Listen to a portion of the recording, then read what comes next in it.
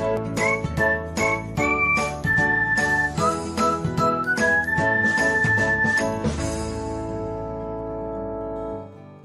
everyone, welcome back to another episode of Technologyglance.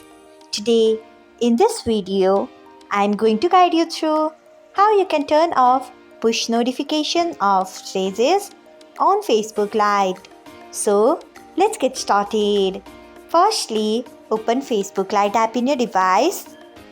Then tap on three lines icon. Next, tap on settings. After that, tap on notifications.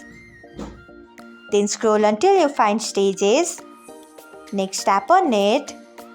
Then you can see the option of push. Turn off it by tapping on it. So, this is how you can turn off push notification of stages on Facebook Lite. Thanks for watching.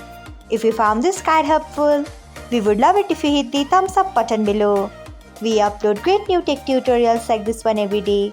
So, do not forget to subscribe to our channel and hit the bell icon so that you'll never miss another update.